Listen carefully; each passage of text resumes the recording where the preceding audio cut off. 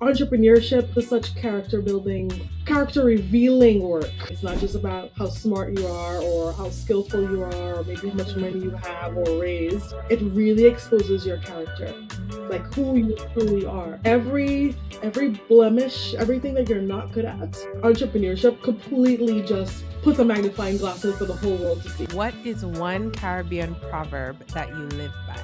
Ooh, man. I would say not live by, but continuously have to remind myself of and guided by, which is monkey know what tree to climb. It's on your mind. Make we have a time. Hey, yeah. If you're listening on Spotify or Apple Podcasts, please remember to leave a rating and review.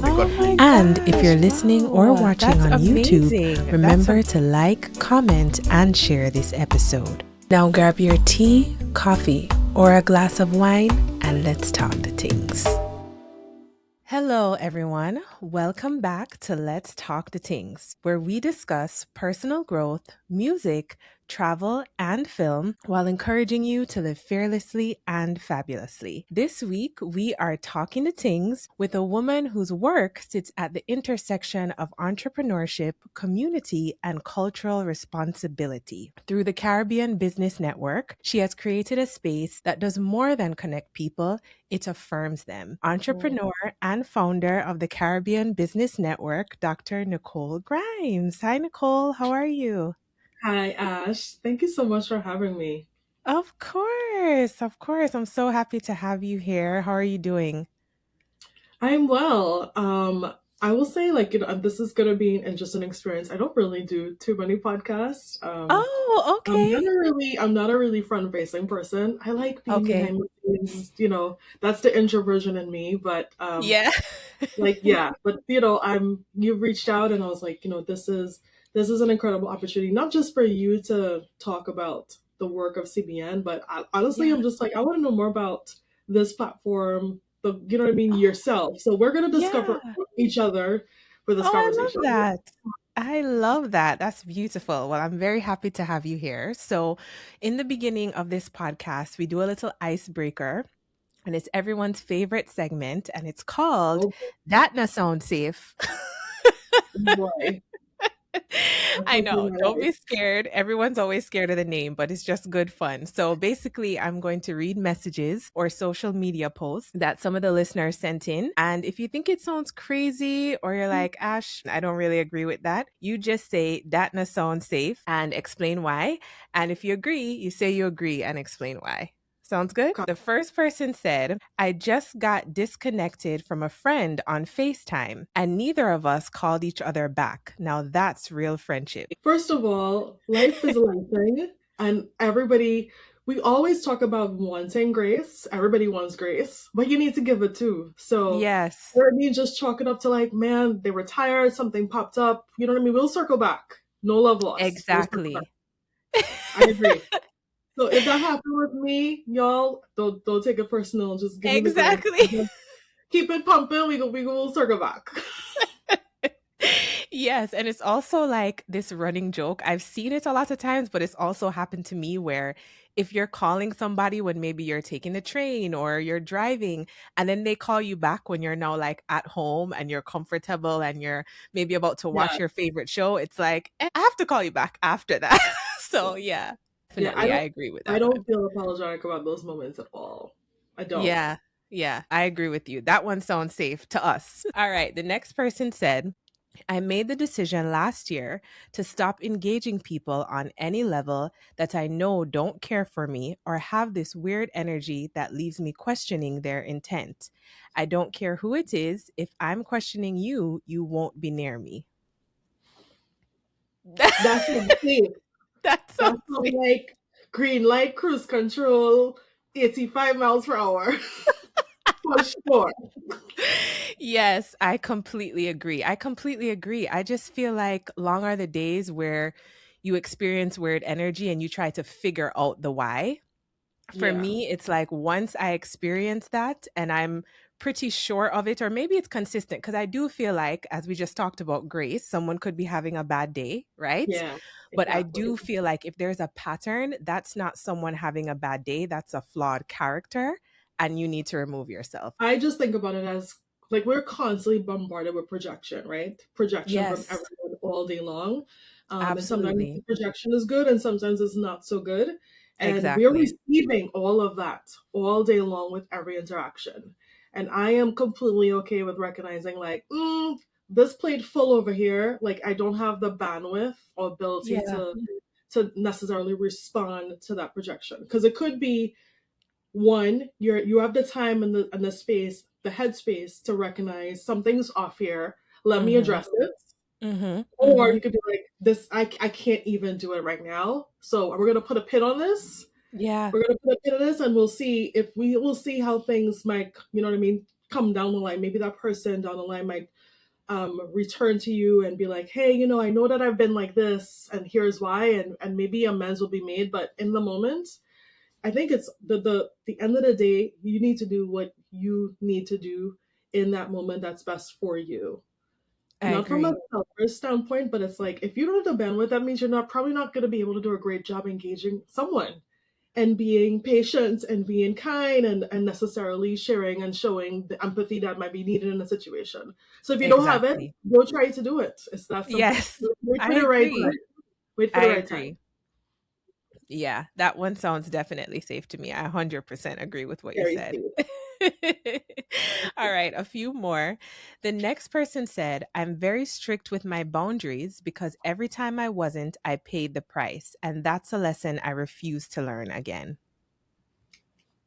That song plenty safe to me. Yeah, I yeah, like all these people. I need to be friends with all of these people. yeah. Absolutely. Absolutely. I love Like, that sound plenty safe. I need to have like a Trini version. I love that. yeah, that song safe, bad, bad, bad, bad, bad. Yeah. I mean, here's the thing, right? Like, straight up honest conversation. Like, Mhm. we are all very comfortable with saying, like, we need to have boundaries to preserve our energy or space or right, like Yeah. whatever it is. What I will also add to that is we also need to recognize when other people need they're drawing their hard lines and they have their boundaries and they're directed towards us, because a lot of us struggle with that part of it. We want to have boundaries to keep other people out, but we don't like when other people have their boundaries that affect us. So it's a two-way Yes. street. And again, Yes. we have to recognize the humanity in Hmm. every situation. Like, we all have ups and downs. We all need time, patience, empathy, grace, all the things, right? Like, so Hmm. boundaries are great as long as you recognize that they're needed both ways. Yeah, no, absolutely. And me, I'm an atlas, me full of boundaries because I feel like that, as you said, that's the only way to kind of like keep your mental health intact. And I like to look at it like this. If I'm establishing boundaries with you, that's me trying to keep you in my life. If That's I just cut you off, that yeah, means that I don't really care about whether you're in my life or not, right? But if I try to absolutely. establish boundaries and you cross those boundaries, then you can't be mad if you don't hear from me again because I was trying to keep you in my life and you didn't adhere to that. But to the second Yeah, half of what you said, I think that's really true. I think a lot of times persons don't empathize with what other persons might be going through that maybe they don't know anything about simply because they show up fully, right? So like you as an entrepreneur, you don't have like days off. You know what I mean? Like you still have to show up. As people come up to you, you still have to yeah, carry yourself a certain way because you're representing a brand. And so if someone sees you doing that, they might say, oh, I mean, I don't understand why you had an attitude with me or why you couldn't listen to my problems. You seem like you're doing great online, but you don't know what might be dealing with, just because you're yeah. carrying yourself well. So I think that was excellently said. Yeah, I mean, I think I love the way that you phrased it. It leads me to kind of think about a new way of thinking about it. It's like a lot of times when we talk about boundaries, we're thinking about it from the I standpoint. And really, when we're talking about boundaries, this is a we conversation. This is Yeah, what I is love needed that. for us, for we Yeah, to yeah, continue doing this thing as friends, partners, whatever that looks like. So it's a we thing, not an I exactly. thing. I So I'm gonna love start that. like repeating that in my head. Boundaries are we thing that I think. Yes, I love that. Beautiful, beautiful. All right, two more. This is hilarious. The next person said, I am not Kaylani. Your clothes will be at Goodwill. I can't manage. Wow. Yes, she This is said, I will not be folding your clothes. Hey, at least cool. look at the bright side. At least she's donating them to the less fortunate, right? Oh my goodness. Wait, but this is so which direction you want me to go with this? We're Any talking about direction. Any okay. direction. I think in relationships, nobody's a blueprint. Honestly, I think you need to figure out what works with you and another person, period. Yes, So agreed. if you are going to hold the role of yes, I just fold clothes and do etc., then that's you know what I mean. Like that's something that you Exactly. negotiate. You negotiate with that person. Um, I think having conversation about traditional rules of relationship that's a whole other right. Like we can go there, but Yeah. I think at the end of the day, it's like people do what work for them. Do what work for you. Do what work for you because you might fold clothes, but he might be, I don't know, he might be the one washing his all the time. Yeah, So that's yeah, how y'all it's true. negotiate, how y'all share space and support each other in a household. So Yeah, yeah, that's true. I mean, it's like I look at it as like there's a pot that's 100 of like this is the 100% of the stuff that needs to be done, and we Hmm. we take in turns, or this is how we divvy up the pot. But at the end of the day, Right. everything has to get done. So There that you might go. shift week to week, month to month, day to day. It just depends on who needs to give 80 and who needs to give, who can only give 20. And then Yeah. other times, both people might be able to do 50-50. There might be times where it's like 100-0, like your partner's holding it down. And all of those situations are okay. I It's agree. just, what, Yeah, that's it's just very what's fair. needed in the moment and what works for you all. That's very fair. That's very fair. Yeah. So this one, I don't really know. It's kind of in the middle because you gave two very good points on two different sides. So we Yeah. just say, Sorry. just go with what works for you. How about that? Yeah. Yeah. Go what works for you. Yeah, for sure. For sure. Okay, the final one. Someone said, what you want exists. Never lower your standards. All the way. Cruise Yeah. control. For sure, for sure, for sure. Yeah, I'm for definitely. sure, for sure, for sure. Yeah, I think just in general, whether it's business, an idea you have, or relationships, as we've been talking about, I think that if an idea is yours or you have the idea of what something should be and you're talking to somebody that has had a different life experience, they can try to make you believe like that's not possible. And it could even not even be in a way like in a malicious way, but that's just what they know. So they have like Absolutely. a warped way of thinking, and then when you come to them with this like, oh, I have this idea, I'm going to do this thing, or I met this guy and he's so great, because of their experience they might say, well, I don't know, because no guy is great. And sometimes it is negative because we do have that in our community, but a lot of times it's not. A lot of times it's just them thinking they're helping you, but that's why you have to know yourself, you know? It is a projection that I just mentioned, right? It's Yes, more projection. projection. More Yes. projection. I think it's such a beautiful transition into in my brain entrepreneurship because it's about building, right? Because like if you don't see it, for me, it's like if I don't see something, anything I've not seen in my life, I have Yeah. like I'm gonna create it. I'm gonna build it. This Yeah. has been I love through that. multiple projects and of course CBN, so Yes. I think it's built, like the phrase, I don't know where this expression has come from, but it's like build it and they will come. You build it and they will Ah, come. yes, I've heard Build what that. you want. Yeah. Yeah, build what you don't think exists and what you would like to have in your life. I love that. Perfect way to end that segment. Okay. Nicole, you are someone who leads with clarity and care. And I think that combination is rare, especially for a woman in business and in our community, right? Like there's unfortunately a lot of negativity that happens. And I'm sure there's things that you experience as an entrepreneur in this space that we will never know, that you've had to, use your grace to kind of get through that. That said, I'd like to speak to you today about not only the Caribbean Business Network, but about you, Nicole, the person, how you think, how you decide, how your sense of purpose has evolved over time, just about you and what your experience has been before you became this great businesswoman. So before all of your achievements, there was a young Nicole forming her sense of the world. And I would love to know your Caribbean upbringing led you or guided you to who you are today. I would say I was incredibly lucky to grow up.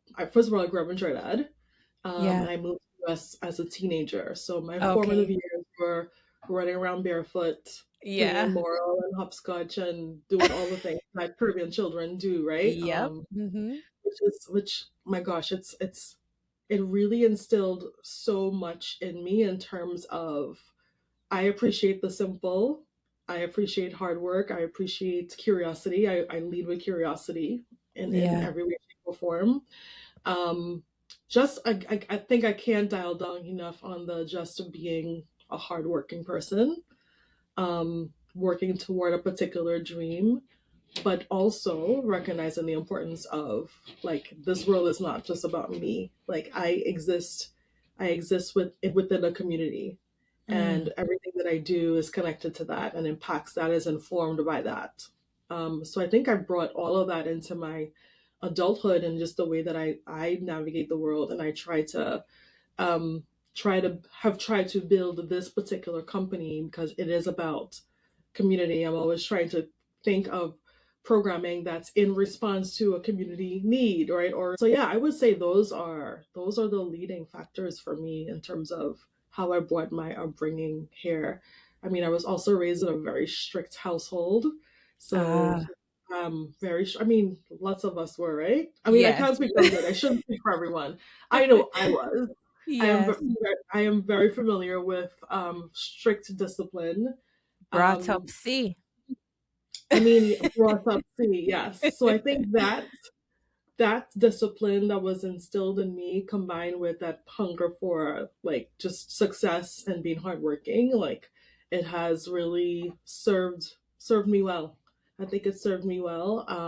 I feel an incredible sense of responsibility now in my life to pass that on in a different way. So yeah. Yeah, that's interesting because that was going to be my follow-up question. Like, how do you feel your culture, even down to its rhythms, its contradictions, its sense of community, how do you feel that that has shaped your understanding of responsibility? Oh man, in every sense of the word, like from a very young age, I was Mhm. very aware of a lot of isms in my culture. I was very Okay. aware of colorism. I was very aware of Mm, classism, mm, given the kind of school that I went to, okay. and the kind of kids that I was, sitting in next to in class. Basically, Mhm. the rich girls, the rich people in Trinidad. And Oh, I was okay. not one of those. I was not the kid who was getting picked up and lived in Yeah. a fancy house in a nice part of Trinidad. I was walking and taking maxi taxis and doing all that. I was a commuting kid who lived in Yeah. the east of the island, and I Yeah. went to a prestigious school in the capital of the island, where Okay. all the wealthy business people sent their kids and all that kind of stuff. So from Oh, a very okay. early age, I not I would say I experienced being othered, but I Mhm. just had a hyper understanding of like how all of these things was shaping us as children. Like I would have these thoughts as a 13-year-old, like recognizing like these experiences are going to shape me to do this, and they're going to go here and I'm going to go there, and like that's how my brain was working at that age. I had Mm. a very acute sense of the world, Mhm. and I had a sense of the good things that I wanted to bring with me and the bad things that I wanted to leave behind. The bad things being colorism and listening to people talk about she a real good hair boy, she a nice hair, like all that stuff. Like I Right. was so like bad good, taking not taking, Right. in, Right. into my late teen and then ultimately adult years. So definitely a lot of shaping in terms of how I try to show up in the world, how I try to embody how I I wouldn't say how I want others to be, but I Mm. think if I want to say if I try to lead by example, it is just to move with an awareness of others, and I love that. especially making note of those who are othered and marginalized the most and whose voices never get to be in the room. Mm, beautifully said. And I think that's such a benefit of growing up not only in the Caribbean, but growing up in the culture for those persons that were born here, but maybe have Caribbean parents. I think if there could be one positive side to what we experience as children regarding persons of different colors or, socioeconomic standing, is that you do learn that you have to still fit in rooms with others, right? And so I think that's something when you learn it from a young age, when you come here, we don't tend to, and like you said, I won't speak for everybody, but most persons don't tend to feel like they can't do something because of the color of their skin or because of, where they come from, because we've seen everybody of every shade be in every position, right? So there may be instances of colorism that we have still in the Caribbean that are prevalent, but one benefit I think we have is that we've seen a Black prime minister, an Indian prime minister, like we've seen persons of different ethnicities hold certain spaces to be able to say we can do that. Now, the other side of that is, as you said, hearing the good here, bad here, classism. But I think the positive of that is that when you come here now, and there's so many different cultures and there's just so many other things going on that we don't experience in the Caribbean, you're able to navigate that with a little bit more clarity. I'm not saying it's easy by any means, but I think it gives us like a little bit of an edge. You know what I mean? Like to kind of know how to navigate those rooms. Yeah, of course. I mean, it's a two-sided coin, right? Like we have developed and we have cultural capital in that particular way that kind of translates into some social capital because we know how to be in different spaces and be around different kinds of people. And I would say that like it's so funny. I feel like every time I talk to someone who is not from the Caribbean, they always will tell you like, oh, I have Trini friend, oh, I know this Trini person, oh, I know this person from Jamaica, or I know this person from here, and they're different races. They would you're probably like my brain is like, how did they meet that person, right? Thinking about some of the people that I come across, and for me, that's affirmation that like wherever we show up, first of all, we everywhere. Number one. Yes. Number two, when we show up, it's like we can be and talk to anyone and be completely like fine and warm and friendly and curious and funny and all the things that very much reflective of the people, our people. It also makes me think about superpower, but a slight like positioning that kind of fueled me and pushed me to be here is that when I came to the US as a 15-year-old, I was just focused on college, right? I was just focused on going to college. Like, who else? That's what we'd be thinking about at 15 years old. And I had no sense of thinking about the experience that I wanted to have outside of academics, if that makes sense. It was that I just wanted to go to a very, very, very good school. I was not thinking about the population of the school, the location of the school, right? Like the other really important things that would shape me, right, as a kid. And so I went the Ivy League route. And that was probably, and I went Ivy for my first 2 degrees, and that was incredibly difficult, incredibly eye-opening. But I will tell you, once I left, even undergrad, with my degree, I was like, there is not a thing in this planet that I can't do. There is not a thing or a person that I cannot meet. Like I can't meet the moment and thrive. I left so confident because I'd had all of the ups and downs. I went through all the hills and valleys. I experienced every ism you could possibly think of, and I survived it. And I was like, okay, now we're ready. Now we're ready for all you. Yeah. I'm unstoppable now. I love that. Unstoppable. I love that. I survived this? Oh. You can survive anything. I love that. And it's like we say, right? Experience teacheth wisdom. So so you took, something that was made to be negative, or some things that were made to be negative, and you used it to prepare you for the world. Because when you're in college, you don't realize there's a whole world out there with persons that are maybe even worse than the classmates or teachers that you had to deal with, Yeah. right? So you having that, I'm sure you felt like you had like maybe just armor on you and you were just ready for anything, which is amazing. But so to be fair, like I didn't realize that, like say at graduation. yeah. But once I entered the real world, then it was like the clarity kicked in. It's like, okay, I've met one of you before. Like I know how to You know how navigate to this. move. You know? Yeah. Yeah. I'm familiar with a challenge like this. I can handle it. You know what I Love mean? that. I can strategize and figure it out. So like the clarity came in the moments. Yeah. Makes sense. And speaking of your education, how do you feel that, your Ivy League education and even some of the rigorous training that you may have had post graduation, how do you feel that formal learning in general sharpened or challenged your sense of self, would you say? I think for me, well, I will start off by saying this. To most people's surprise, I am not someone who thinks formal higher ed is for everybody. I Yeah. don't. I don't think it's necessary. I think it'd be crazy to think that in 2026 it's not necessary for everyone. Everyone's not cut out for it.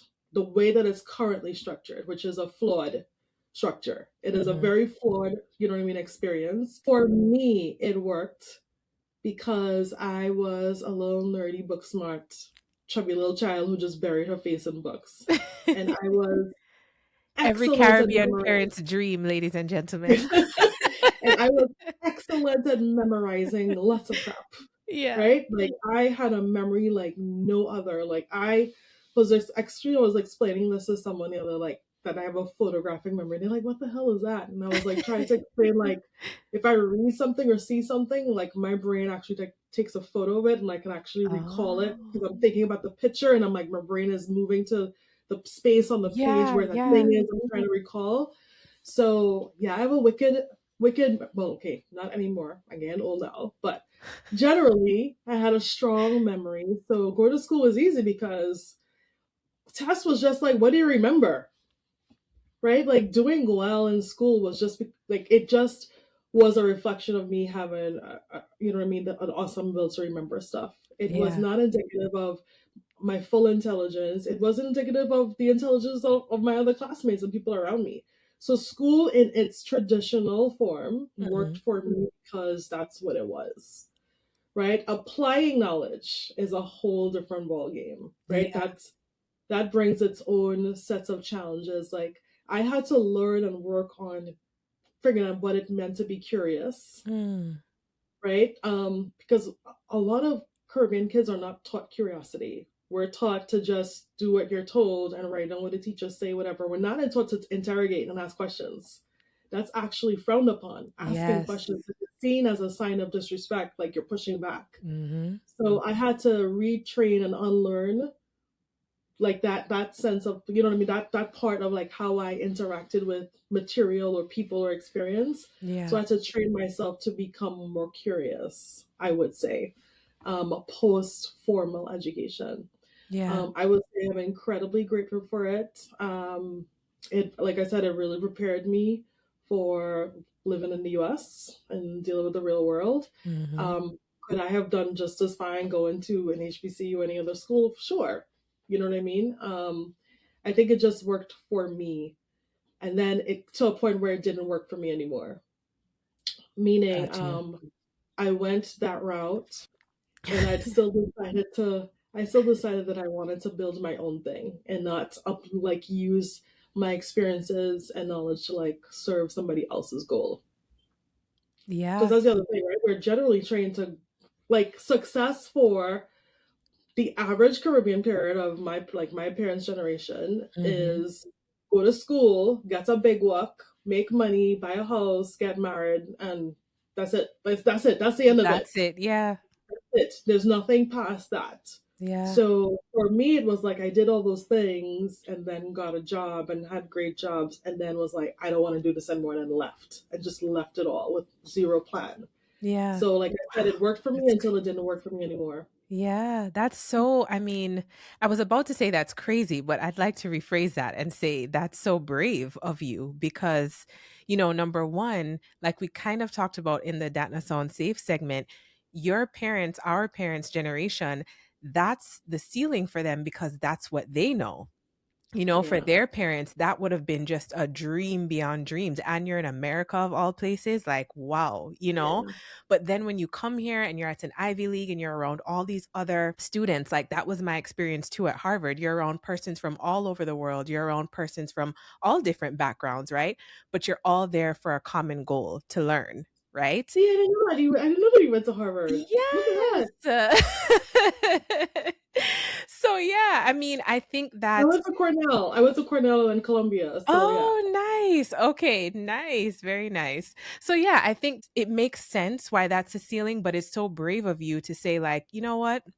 I know that was your generation ceiling, but this is not for me. And then also to really bet on yourself, right? Because that's Yeah. scary. You know what I mean? Like, I'm sure it looks great to people now because you're very successful, but initially, I'm sure that was very scary. So that leads me to my next question. What gap essentially do you feel like you were responding to when you founded and built the Caribbean Business Network? Great question. Yeah. But I want to say I am far from being very successful. But we can have a whole other conversation of how we're defining success, right? I was Because about to say, maybe it's our I have my definitions own because I have my own personal definition of what that looks like. got you. But in response to that question you just asked, what gap did I see? I think it was just the ever lingering gap that I saw from since I moved to the US and started going to college was like, we're not in a room. And I was like, I want to be in a room with people who look like me and sound like me. Like it was that simple. We're just not in the room. And so even in education, because I worked in private education, so so most of my professional experience was not with kids of color, not with Caribbean kids. It was a very small percentage. Okay. And I had that urge and that desire, and it was just like this calling that I wanted to be with my people a little bit more, which is one of the reasons why I switched careers and pivoted. But once I switched over to the business world, the biz dev world, and just given conversations I was having with friends and other colleagues who were in C-suite, whatever, and I'm like, we're still not in the room. And when we are invited into the rooms is feathers and carnival and sing soca and go home. Like it's just for entertainment purposes. Right? Like that's a contribution to mainstream culture in the US. Yeah. Right? Like that's the only time we show up at Essence Fest when Cass is performing or whatever, Booch is performing, and that's it. And we have all of these incredible people in navigating all of these industries, not one untouched by a Caribbean voice, a Caribbean presence. We just saw that at the Grammys, right? Yes. All of these Caribbean people, Yes. front screen and behind the scene, you know what I mean, who are part of the bigger machine, the bigger music machine of the US. And that didn't even scratch the surface, of course not. But I wanted to build a space where we were together. It's that simple, because I like to joke and say the only time that the entire Caribbean together is on the road or in the set. That's the only time we're literally, like, truly united. Yeah. That's so funny. And then once it's not carnival or it's not a fete, we all kind of return to our silos based on our island heritage. Right? So you're Haitian, like there are Haitian events and Haitian restaurants and Haitian things going on, and that's what you do.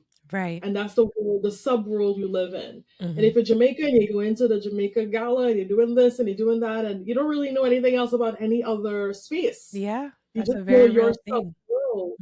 And every once in a while, I'm like seeing all these things happening, and I'm like, why is there not one space for all of us to know about all the other stuff that we're doing? Number one, we're clearly trying to reproduce the same things, right? Where I could see all these easy opportunities for us to kind of pool resources and time and do bigger things. Right. And I was it's the curiosity. It's like, I want to know about these other roles as well. And there's no one space for us to be. So I'm just going to build something. Yeah. See what happens.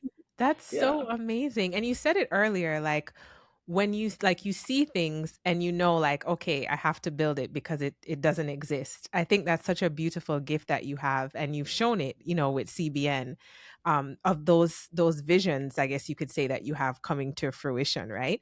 But it's interesting what you say about being in the room. So I had Rob Riley, the actor, on here, and we were talking about all the persons. We were just specifically talking about Fresh Prince of Bel-Air and all the persons on there of Caribbean descent. So we talked about Tatiana Yeah. Ali. We talked about Carlton, I can't remember his real Alfonso name, but Ribeiro. Jeffrey Yep, Jeffrey and Alfonso and Ribeiro. Yeah. Alfonso Ribeiro, right? And so we were Three saying of them. how we wish as children, because I found out later in life, but as children when we used to watch it, that we knew that they were Caribbean, because that would have given us a sense of like, oh my gosh, like me too. But because we Yeah. didn't know, you know, maybe there would have been moments where we felt like we wanted to assimilate to more of the American culture. Absolutely. You know what I mean? So like, how Absolutely. much would that, he posed a question, which I thought was brilliant. How much would that have helped me as a young boy to know Alfonso Ribeiro was also Trini? Just You know what I pretty. mean? So, Yeah. but So incredible. I think we also have to leave room for the fact that, and Deborah Cox said it on here, certain industries at a certain time, right? So let's say like the late 90s, you didn't want to be put into a box. So persons would hide their Caribbean accent or Yeah. hide where they're from because they wanted to Yeah. soar, you know, further in an industry. So it's interesting because it's like some of these rooms we probably are in there, but because we're not, maybe someone doesn't have an Yeah. accent anymore, or they feel like if they show their accent, they'd be looked at a Yeah. certain way. We may not even know that we're in the room. Yeah. You know, you just reminded me of two different thoughts I'm having. One, Yeah. I saw some comments under our like the Caribbean at the Grammys post. Like we did like a carousel of all like these key moments of Caribbean people, and there was one particular comment that I didn't read all, but once I saw was like some half of these people don't deserve to be in here because they're not even really fully Caribbean, like they're not born there or they don't talk about it or something like that. It was something along those lines. Yeah. And I remember like as soon as I read it, I was like, well, one, my immediate reaction was like, you don't get to project what you think somebody else's identity should be. Number Thank one, you. Yes. period. You don't get to make that call, especially if like their parents are from the Caribbean, whatever. Like you don't get to tell them they're not from the Caribbean or they right. Exactly. Two, to that same point, it's like if you don't follow that person, you're not a close friend, you don't know how much their Caribbeanness informs the way they move and they talk and the things they do. And like you have no clue. So who are we to make those assumptions because somebody is of mixed heritage or they only had one parent from the Caribbean kind of thing. So that made me feel like not great. Like, why would we think that? Like, why on earth would we think that? And also three, for the reason that you just named, like every industry, every space of work requires different movements to advance. Yeah. Right. So very true. We can't make the call on how Caribbean somebody should be or not. Yes, depending exactly. on the space that they're in.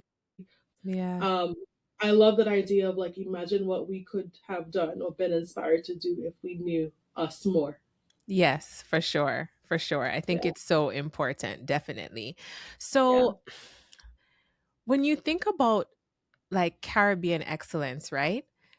How do you center Caribbean excellence without flattening our diversity? Because like we talked about earlier, as Caribbean persons in general, we're very diverse ethnically. So even in Trinidad, like for example, oh my gosh, I've had probably more Trinidadians on here than I've had any other now that I think about it. But they varied in ethnicities, right? I've had Mei Ling, I've had Anya, I've had Rob, you know, like I've had so many different persons on here.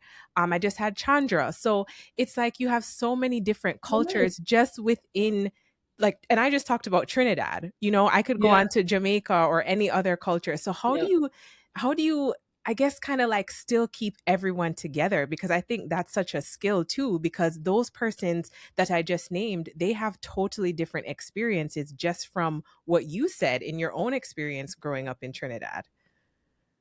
Yeah, very different ethnic identities, but same cultural, like we're in the same soup. Yeah. Like the base is the same, like, right? Yeah. Somebody's a dumpling and somebody's a carrot and Yeah. somebody's a piece of corn, but the Yeah. soup base, like Caribbean culture, that's what binds us together, Together. I right? love Like that. Yeah. our sense of like our drive, our resilience, our humor, a sense of humor, a sense of style, Yes. loud and colorful, um, yeah, that's a charisma, you know Yes, what I mean? for And of sure. course, being hardworking, right?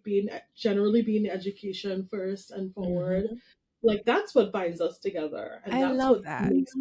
that's what makes us excellent. Because I don't think it's like there's a particular line or point where it's like you reach here, so now you're considered Caribbean excellence or you're Right. considered successful.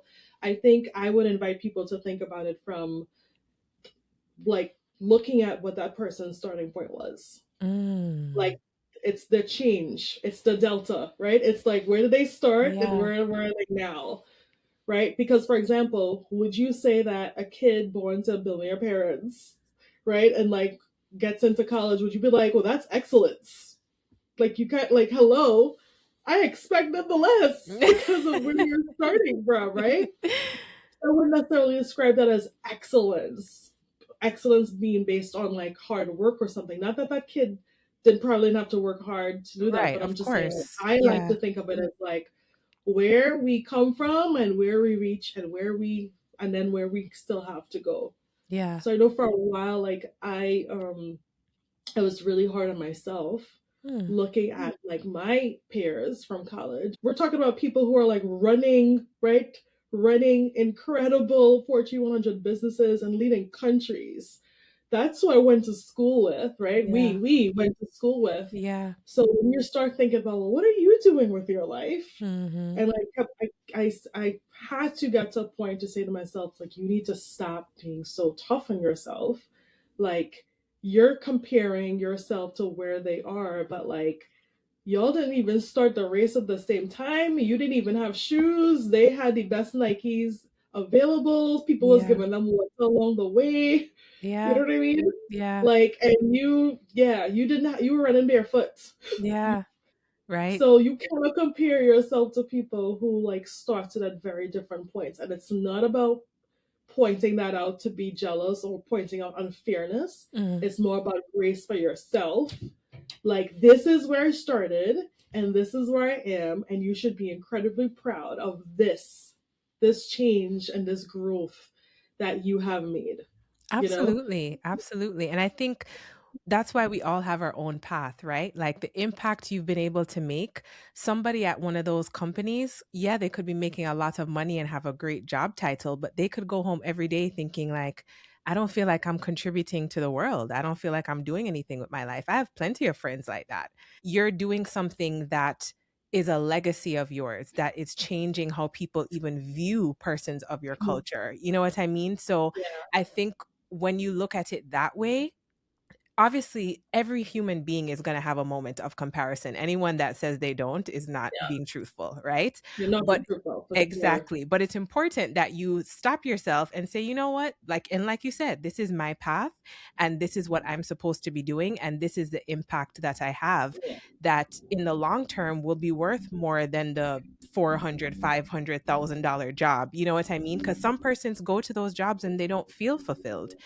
Or you could be there for 20 years and they lay you off and it's like next. I know the entrepreneurship path is not easy by any means, but I No. think Woo. because society has, as you said, labeled having those big title as like success, as we've talked That's what about, success is, right? Hmm. exactly, it can feel like that. And I want to go back a little bit. I have to drape you up a little bit because it's interesting that when I said I thought you were very successful, you felt the need to say like you don't think so. And it's so funny because we all, like, and you said it perfectly, we all have our definition of success, but as an outsider and someone who's having a conversation with you for the very first time, I see all the stuff you do. I know how it made me feel to walk into a room where you created this space where I could feel like home. Like I could just say, for example, the Icon Awards that happened right after the devastation in Jamaica.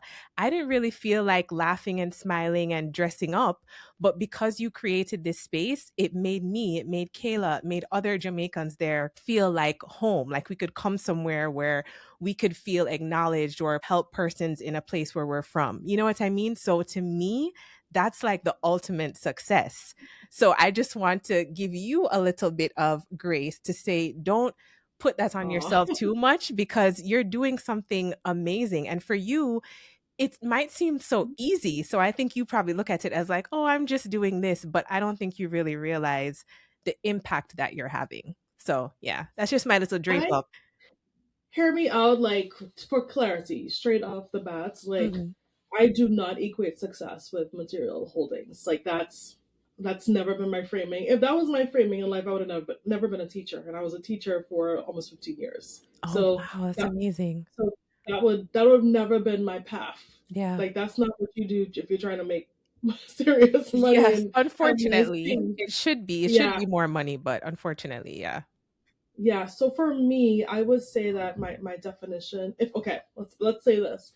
If we're defining success as how brave you are, great, I'm successful because this stuff is hard and I always have to like muster up the stuff to like Yeah. push through the daily challenges of entrepreneurship. Yeah. But for me, success is when I feel like I have given when I have returned what has been given to me in terms of opportunity. Mm, I love that. So I'm far from that. I feel like I have a lot more to do. It's kind of like it's weird. I juggle between having incredible imposter syndrome and also Mm, you have so much potential that you're not really tapping into. So, mm, right, like got those you. two places I exist in dually all the time. Yeah. It's like you shouldn't be here, but you're also overqualified to do these things, and you should be doing way more than you're actually doing. So success for me will feels like when I feel like I've helped a huge amount of people, and the help is and the impact is clearer than it is. Mm, Because I guess for your kind and gracious example was like icons or event made you feel lighter that day, right? In that yeah. moment. Yeah. And that's impactful, right? Shifting someone's mindset and their emotional tenor Absolutely. in a Yeah. moment, of course.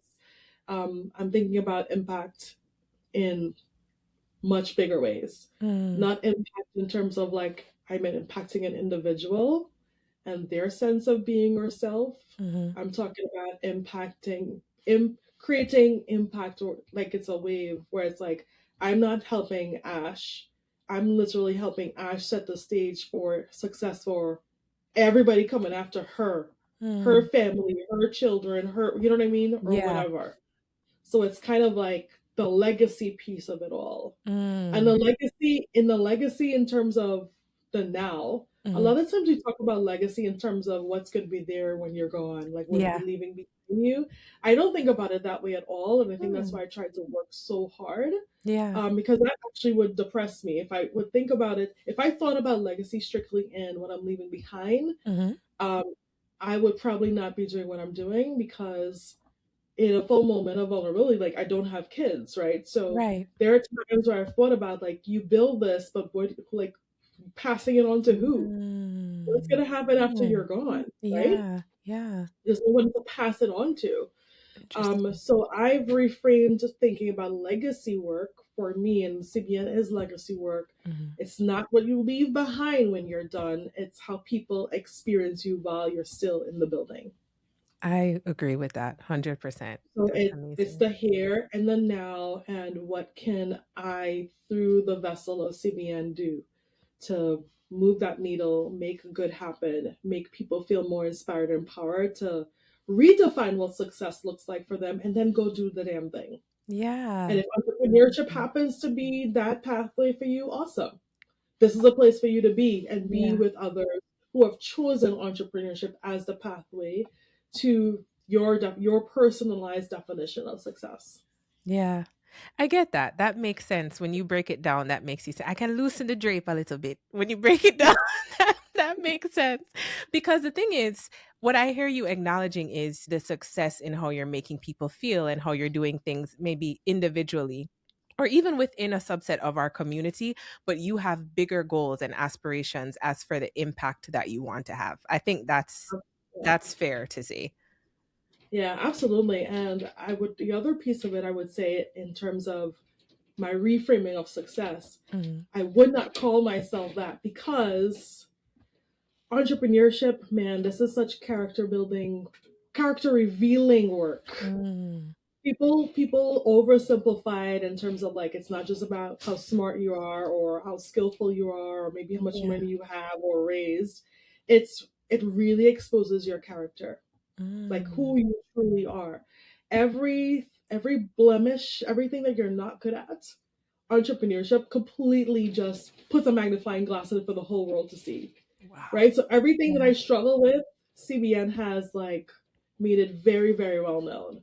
Right? I Mm, struggle with conflict at times. Right? I struggle with being super extroverted and being in front of the camera and that kind of stuff all the time. yeah. Um, I struggle with when people just fall short because I want excellence. I'm like, you said you're going to do this, like do it well, Yeah. right? So I struggle with meeting people where they are sometimes in those moments, right? Yeah. Because I have this vision of how I want things to be for others, for the sake of others. So I mean, I think entrepreneurship for me, and this is true for everyone, it eventually becomes a mirror, a full mirror Hmm. um, to who you are. And like, you know, when I have those moments where I'm stressed and I feel burnt out, which is a lot, Mm. it's because I'm feeling the discomfort of Yeah. seeing myself clearly. That's what it Yeah. is.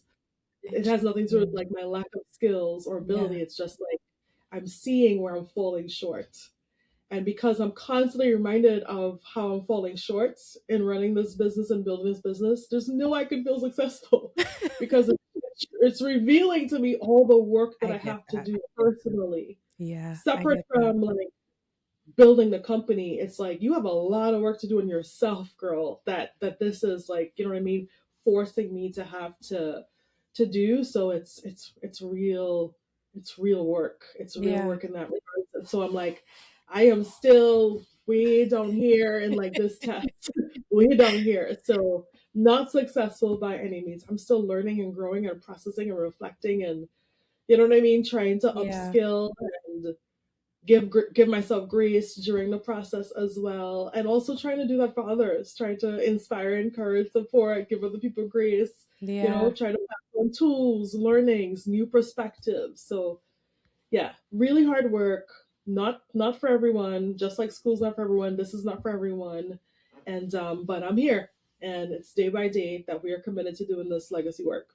I love that. And I love that you're giving a real depiction of entrepreneurship because if you leave it to social media, they make it look like just start your business, quit your Oh, job, like everybody, it would be fine. oh, everybody was a millionaire. One of the things that I mean, there are many ills that came out of COVID, Mm, um, and there are many pluses, right? Like there were good things that came out of those moments that we mm, had to reframe, reanalyze, rebuild, right? And one of those things was so many people realized, like, wow, I built this incredible dependency on this one singular stream of income to support myself and my mm. family. Yeah. And COVID was like, yeah, that like now you're out of work, right? Now this whole business is shut down. Like, you know, your company, you're just sitting at home. There's no Yeah. work with your company or you're, even if you're consulting or something. Hmm. So it made a lot of people realize like I need to diversify my revenue stream, a la everybody started a candle company and a shea butter company and an oil company, right? In 2021. Everybody did. Everybody's Yeah. an entrepreneur and everybody's a millionaire. Everybody making money, everybody showing you, you know what I mean? Their sales for the month, their Yeah. screenshots, everybody in a G-Wagon, everybody with a Fendi bag, Cracking. everybody walking up on the plane, just Everybody's in a somebody G filming them on a wagon. It's private hilarious. plane. And it's all lies. It's all lies. It's all lies. This thing hard. And let's be honest, even with people who can not reasonably demonstrate, but prove, like, Mhm. yeah, I made a million. Making a million is not keeping a million. It's Because the they could have had keeping it. $900,000 of because they could have had $900,000 of bills and expenses, That's true. right? And they're really Keeping just it. coming home Yeah. with $100,000. So Yeah. making $1 million does not mean you made $1 million. It means you grossed it, but that does not include actual business expenses. Yeah, that's So very good. Very good it's point. like you don't fall for any of that. Like, yes, there's a fake it till you make it, lifestyle marketing. I don't believe any of that stuff. I think it's just not for me. Yeah. I think it's terrible, but I'll say it's not for me. That's not my style. It works for some people. It inspires some people, right? To motivate. I prefer to motivate and encourage in my genuine, honest, introverted way, which is like people are like, it's like we've cut back the fluff. There's no fancy imagery. There's no shiny videos. There's no shiny bags. There's none of that stuff. This is like normal Nick wearing Zara and whatever, right?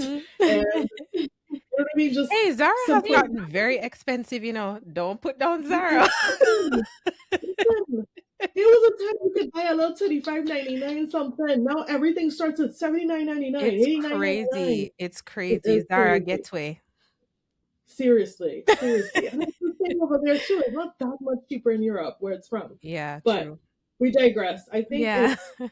we all have our own model of what success looks like, and we're all at the same time driven and inspired by different imagery and different examples, right? So there's space for both. There's space for all of it, and this is just kind of like the little area or the niche that I've carved out for me, for people who are like, I see past all of that, and like I see where you're going with this. And not only am I just not sitting on the sidelines waiting for it to bust big, but then for me to jump on, it's like I see it and I want to be a part of this right now. So that's who I would say CBN is for. It's for the people who get the bigger picture. Yeah. Right? I have a silly analogy I like to make about like Noah and his ark. Right? It's like, imagine if it was like Noah is telling people about like, yeah, man, I'm building this big thing, man, and I go have this and I go have that and I go have like nice room and I go have a VIP bar, and people are like, yeah, that's something real good, man. Yeah. And then there's the people who would be like, man, I'm in. What you need? I got you. I got a carpenter. I can hook you up with a carpenter, right? Yeah. And people who like help him build it. And then there are the people who are just watching. And then they see it crowded. Then they see it open, launch, and they see the bar full, and they see all the bottles in the bar. They're like, yo, hook me up, yo. I want to be, let me in. What's going on? Yeah. Right? Let me in. And it's like that difference between the people who want to build with you and the people who just want to, capitalize and benefit from what you've built. Ooh. Yeah. Right now, because we're in the building stage, I am focused on I'm watching the people who want to build and help build CBN. Because when I win, however we define that, when I win or CBN wins, everybody who is part of this network wins by default. Yeah. Because it trickles down, right? Like the access will trickle down, the opportunity trickles down, right, to the business owners and the people in the community. We get to be in spaces and fancy spaces. You get to be in fancy spaces. So for sure. I just want to invite everyone to recognize there's something special here. It does not matter if you're a business owner. There are a lot of people who follow the brand are not business owners, right? Because we are basically like a hub for, you said it so beautifully at the beginning, that intersection of culture, commerce, community. That's where we are, all three. Yeah. So if you love of any one of those three things, there's something there for you with CBN, through our events, through the content we share. So I hope everybody, I hope the word continues to spread and people pull up and not just want to be recognized and get awards and then they leave and they go. Nicole, I'm glad you brought that up because it's like you're reading I'm going to tell you why. It's like you're reading my mind, because I recorded an episode with Melissa Noel the other day, and I forgot what part of the episode we were talking about, but I brought up something that I witnessed on CBN's page, and I was so proud of how you guys handled it. So When you guys were doing the nominations, I think it was for the Icon Awards, and you guys put up this post, like this carousel, which I thought it was so beautifully done. And you basically drape up the people them, but you drape them up like professionally. And I said, like, basically the gist of the conversation we had, and you'll hear it, but the audacity that people have or had to want to be awarded from a business that they weren't even following, as you guys pointed out, they didn't even know existed, but felt that sense of entitlement. So I just have to ask you, since you brought it up, how did you like manage to handle that so beautifully? Because I think it did a great job of addressing the audacity, but also closing with, we're still a community. We're still here if you want to become a part of a community, but we are a community here. We're not just here because now you know of us, you want to be awarded and you want something self-fulfilling. Because I find in this space, a lot of persons feel like almost like they're owed something. So I would just love to know how you handle that. Wow, that's so funny because when that happened, it was so. I think let me start by saying this. One of the things that I knew content-wise that I always wanted to do with CBN was, by the way, there's not a secret. I create all the content. I don't have. Oh, I didn't know that. That makes it even better. So that's hilarious.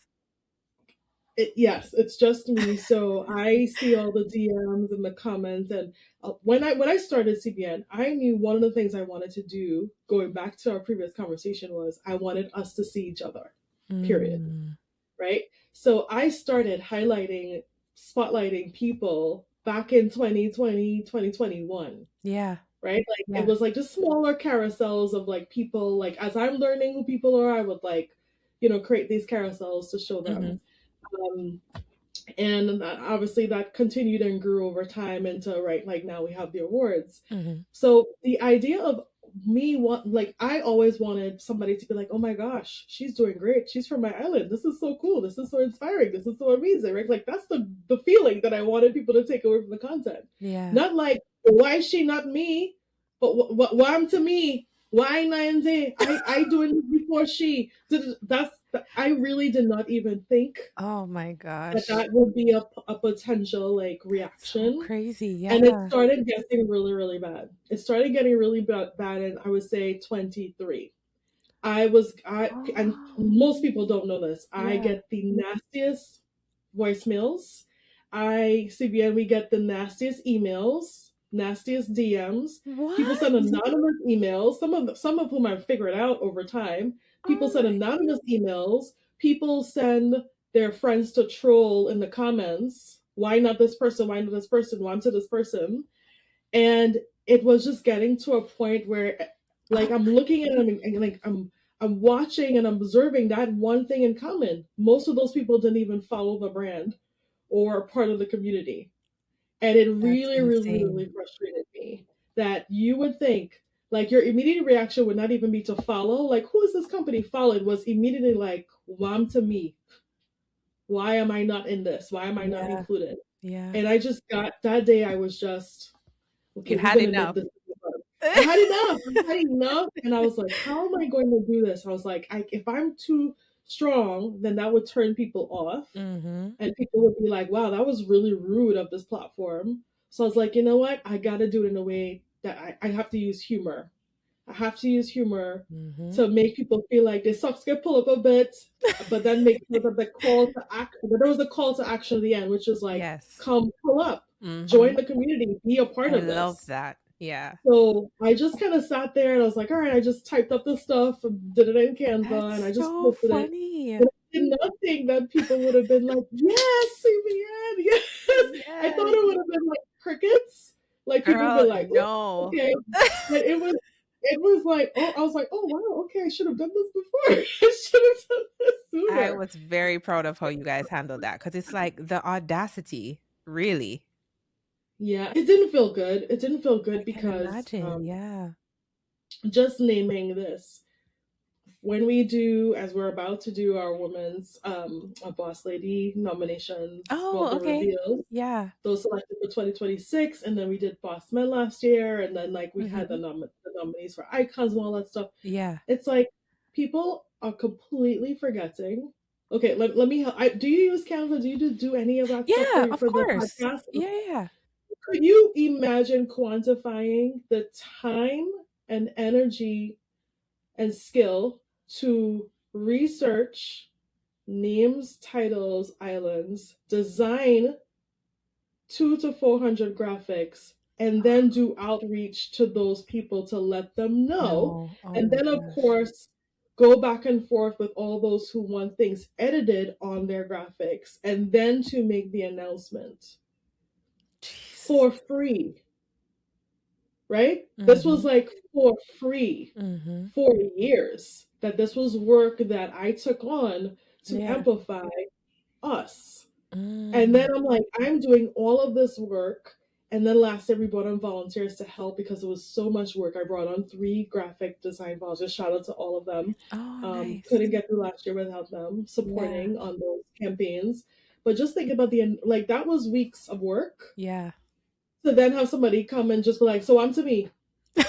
Like, it was so like you are out of your mind if you think that this is okay behavior. That's So yeah, just so ridiculous. I can't manage. like I appreciate you bringing that up. I didn't realize that people really kind of celebrated that move Yeah, for um, sure. by the platform. But like I know, I think it was time to pull people's socks up. Like, come on, Yeah. people, like be a part of something. Like just this whole mentality of like you just come here to take, you come here to take. Yeah. And then like I bend and buckled and was like, okay, no problem, and gave them their assets. Like I've been bullied into like literally I felt bullied. When I What? realized and I reflected, I was like, I was bullied into doing this. And then guess what? They posted, and then they ain't never been to a lunch and learn, an event. They don't post it or share not a piece of content. They got their piece of social capital that they And wanted. then they were gone. Like look me, and then they were gone. Mm, Most they're and it's very that's a shame.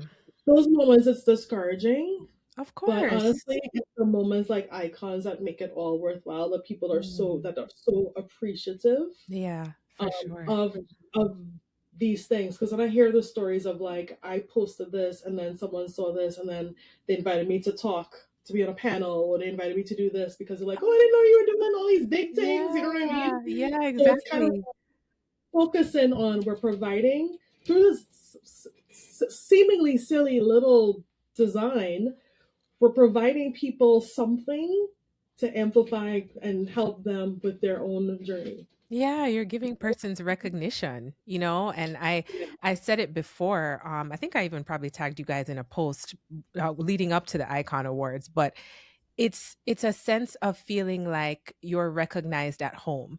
So maybe a person is going to work every day and they don't feel seen, because like you said, you don't have to be an entrepreneur. She just sees the content, she maybe finds it funny, but she's in a classroom where she doesn't feel seen, right? And she's able to see a space where all these Caribbean women are being recognized and can aspire to be on that list. So you Yeah. are providing something. What's cool is that we have a lot of college kids follow CVN. So Oh, like nice. kids who are connected to like the Caribbean, like the CSA, the Caribbean CSA. Student Association, Yeah. whatever. So Yeah. we have like a lot of college kids from like I'm forgetting the school in Texas, so University of Texas. Mhm. We have kids in Boston, NYU. A lot of Nice. NYUers follow us because we've done Yeah. work with their CSA before. So Okay. that always makes Nice. me feel really excited and cool. Oh, Like they're seeing good. those who are like in the real world working, doing the thing as Exactly. sources of inspiration. I think the last thing I definitely want to share and put out there into the world, I have to make sure I kind of say it with the clarity that is needed. Hmm. I think that one of the things that I want people to realize about the all of the collective endeavors of spotlighting people, Hmm. the focus is not on recognizing people who have Caribbean heritage who have big followings. That's not what we do over here. Yeah, that's a So there are misconception. no awards because your passport is from Jamaica Yeah.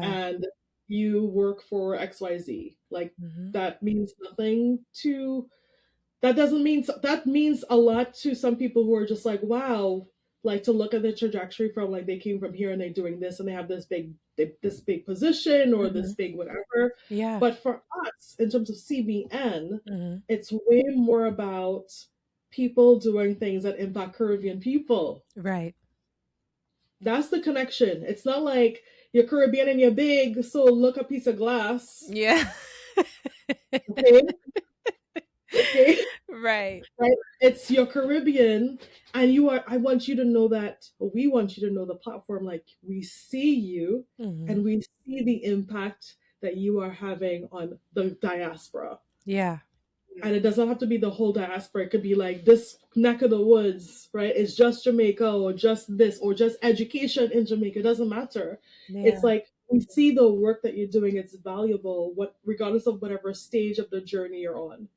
Because I need to impress that metrics, goodbye followers, metrics are not and should not be a driver of what people think success looks like.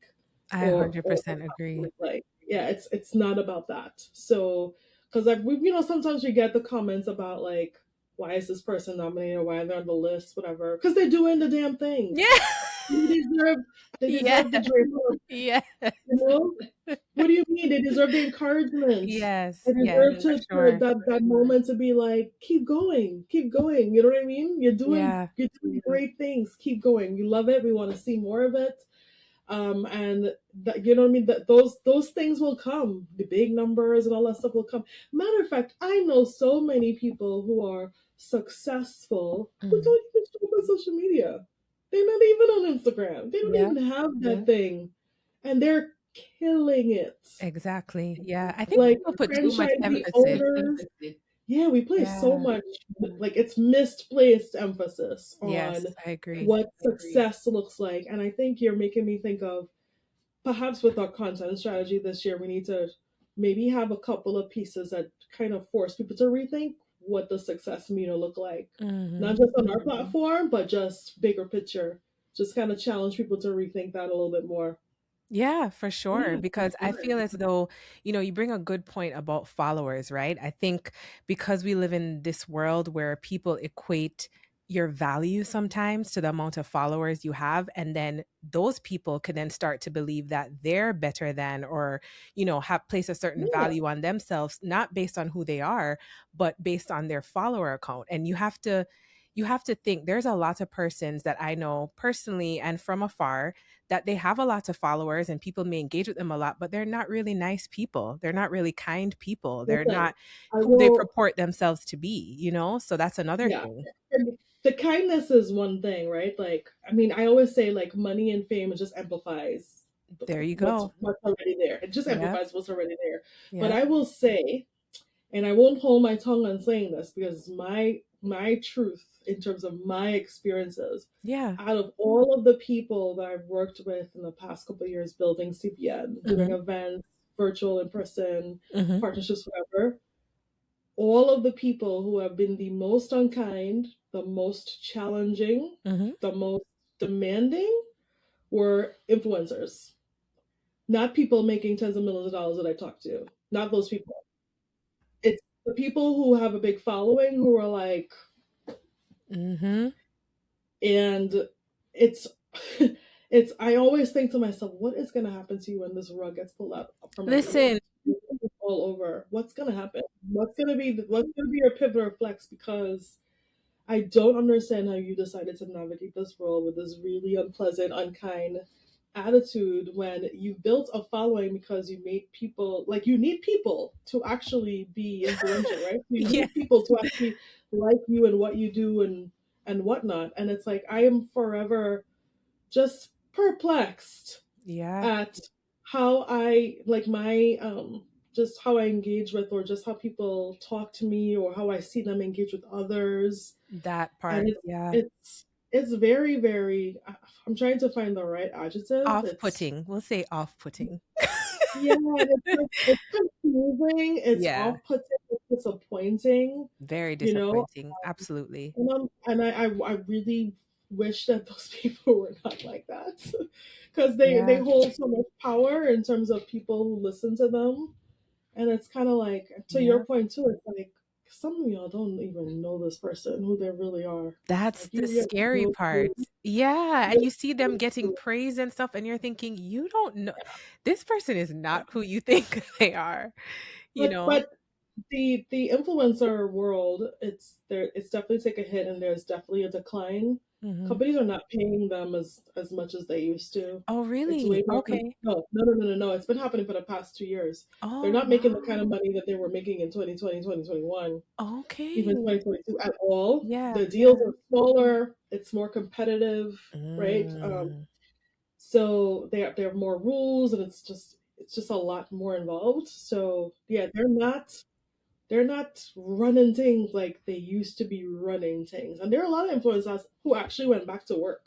Yeah. Who Yeah. I can some imagine. of them have shared that publicly, and some of them have not, because Hmm. that money is not coming in like it used to. Yeah. So that there's a reality check there, just in terms of the decline of the role of influencer marketing, the rise of AI. Right, Hmm. we have all these AI influencers that companies have created, that I don't need to pay you $30,000 for a post now. Now Exactly. we just built one, right, on runway or whatever, and she's never sick. She never has an attitude, right? I don't have to Yeah. work around her schedule. I mean, Yeah.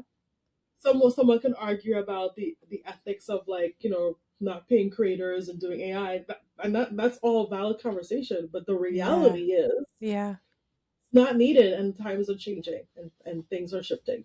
Yep. Yep. Exactly. Exactly. Okay. Well, I didn't anticipate us ending there, but I think that was actually a really great needed conversation. So, for our last segment, before I do my thank you, I'm going to ask you a few rapid fire questions, and I would Oh love for boy, you to answer with the I hope I first don't thing that fail. comes to Okay, mind. let me No, just. there's no failing over here. There's no wrong answers. Just the first thing that comes to mind, okay? No, wait. I would say. Can I say one more point Yes, before of we switch to course. this? Yes, of Like, course. it makes me think about, like, because I went off on this tangent about influencers and Yeah, yeah, influencer yeah. marketing. But I think the bigger, more important takeaway that I want people to have is Mhm. about the role of visibility and building anything, right? Like, as you're moving and working towards your definition of success. Mhm. So, like, for me, it's like, we obviously live in a time and a culture where we celebrate visibility in a huge way. We reward it, Yes. Yeah. right? It is the thing. But Yeah. we also, and it's fine, we also, however, don't talk enough about the weight that comes with being seen, the pressure, the Mhm. ills, right? So growth and becoming more visible is not just about building a brand or building a business, but it's also literally about, this might sound corny, it's about expanding your nervous system, right? So that you can literally hold this life that you asked for. Right. I love that. I love Yeah, that. I think like, that's beautifully said. it's not about growth, it's not about scaling, it's literally about, I'm rephrasing, it's about expanding your nervous system to make room for this life that you're creating.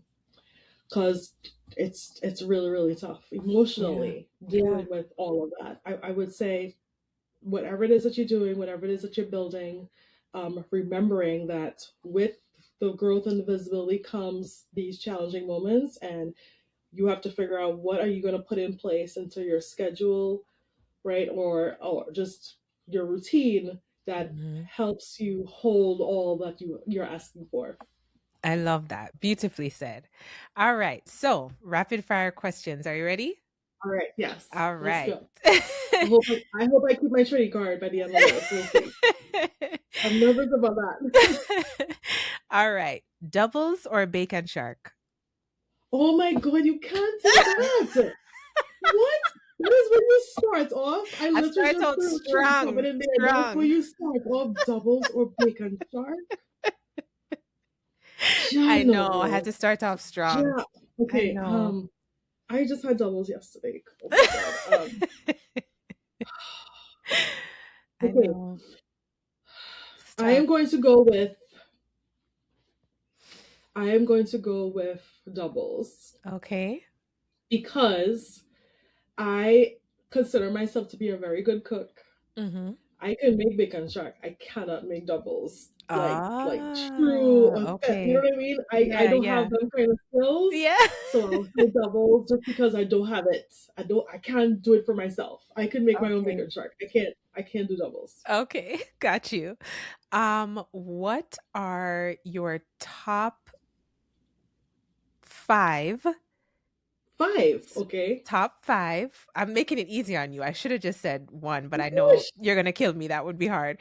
Your top five favorite soca songs right now. No, gosh, oh gosh, oh gosh, my goodness, I Lord gave you Jesus, five. That's really nice of me. 5. Oh my gosh, oh There's my so gosh. many, but Yeah, Savannah Grass for okay. Yes. sure. Hmm. Yeah, Savannah Grass for sure, for sure. I would say Soca Kingdom. Okay. Nice. Yeah, for sure. Um, I would say Calypso by GBM Neutron. Oh, Yeah, okay. I love GBM. I love him. I love him. Oh, So that's Jesus three. Christ. You have two more. That's 3. This is Hmm. so hard. I Oh my know. God. I know.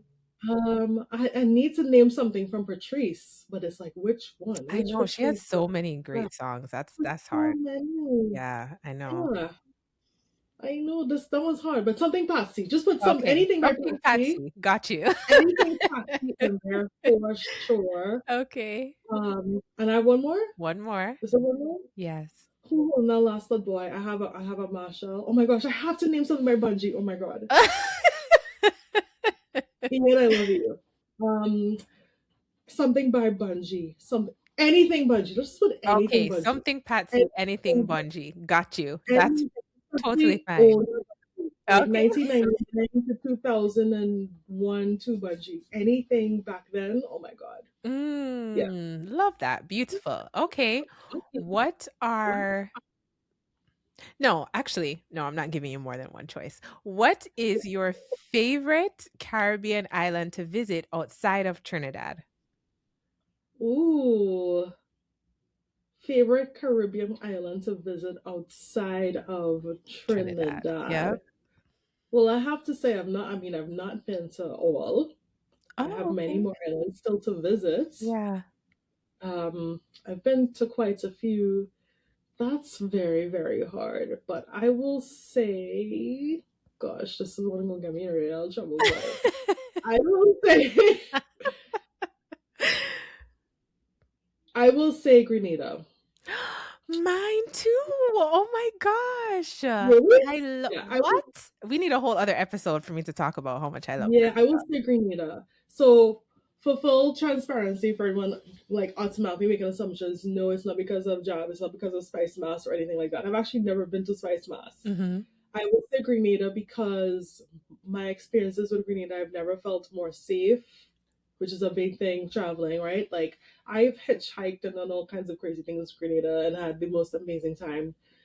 The food, like Grenadian food, is very Oh, very close so cousin of good. Trini food. Well, that's true So too. Yes. yeah, so I'm like, Yes. this is like our food. Like feels Yeah. like our food. Yeah. Um, the scenery, the just the vibe, like the beaches. I learned so much. I remember like going to the nutmeg factory and like doing all these, doing all these Yeah. cool things on the ground. Yeah, I would say Grenada just for the ease and the Nice. I peace agree. and the feeling safe. Yes, Yeah, 100%. safety is a big, big, big one. Safety is a big one for me. So Yeah, 100%. Okay, great. And then two more. What is a habit that you would say keeps you grounded? a habit that Hmm. keeps me grounded. Yeah. Hmm. So it could be like yoga, meditation, walking, busting a wine, you know. Oh, you mean grounded in that way? No. That's actually hilarious. What keeps me grounded? Hmm. I would. I'm actually going a very different direction. Okay. I will say cooking. Oh, I Cooking. love I that. would say, I would say cooking Caribbean food. Hmm. I started cooking from a very young age, and like everybody says their grandmother, their mother, right, is the best, is the best, is the best. Yeah. And that's true Mhm. in my family. And I would like to think that after those matriarchs, you know what I mean, I'm up there. I'm like up Okay. there. Um, Nice. All of my friends think I'm an excellent cook. Oh. My partner thinks I'm the best cook in the whole world. Oh, So as he should, as he should. as he should. As he should. But I cook 2 to 3 times a day Trini food. Like What? literally So every Nicole, day. you have to have me over because me love my belly, you know. So I cook this sounds every amazing. day. 'Cause I work from home and Okay, he got works from you. home. Like he works from home, so we have to eat. Yeah, Yeah. I'm not doing the ordering stuff. I mean, I used to, but right now when you try to order one thing and it's like $40 for it, like nope, no thanks. Yeah. So I Plus cook it's and I cold. cook and I don't cook quick. I don't cook quick food. I don't Okay. cook like the typical like I'm making pasta. Like last night I made corn soup, right? Like Nice. I curry chicken, I will fry bake, I make corn pie, like I cook callaloo, like I cook Oh, all the time. nice. That's So amazing. when I do that, because Trini food is Caribbean food, Hmm. is very complex, right? Like things get added in waves after a Yep. certain time. Like you have to layer flavor. It's Hmm. not necessarily just throw everything in a pot and it's done. Like you have to, right? So you have to be Right. careful Right. and pay attention. So in those moments when I'm like, I'm cooking, I'm thinking about business, Hmm. right? Like it slows me down a bit. Like I get a moment to pause while I'm cooking, but it also makes me feel really, really connected to my grandmother Oh, I love and just that. my upbringing. Because food is a love language, Yes. right? Cooking with care, Yes. because I don't rush. Cooking with care, and it makes me feel that continued connection to home and growing up with my grandparents and just still holding on to my culture, you know what I mean? Holding Hmm. on and making sure that I'm not forgetting, right? That's what Yeah. it is. I'm not forgetting certain memories and memories in the form of recipes. So that always keeps me feeling connected and grounded to the work that I'm doing, the kind of person I want to be, Yeah. being as trendy as possible, you know, with all the things. Yeah. I love that. Okay, and the final one before my thank you. What is one Caribbean proverb that you live by? Ooh, man. I would say not live by, but continuously have to remind myself Mhm. of and be Mhm. guided by, which is monkey know a tree to climb. Mm. Monkey know a tree to climb. Have you ever heard that one before? No, I have not. Oh, it's basically just means like people know who to take advantage of. Like people know how to Oh, assess the okay. situation, Okay, and like got you.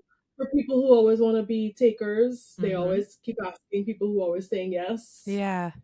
right? So it's Yeah. like reminding myself of if people come my way and I'm feeling frustrated by an ask or whatever it's because you created something that allowed them Made to them feel like they think. keep doing this. So Got you. yeah, yeah. So yeah, Interesting. monkey know what things to climb. I love that. So in Jamaica, we have a saying, "Duppy know who fi frighten," and it Right, puppy means knows what's right. Yeah, similarly, but like in a yeah, different way, in that people know who they can pass their place with, essentially.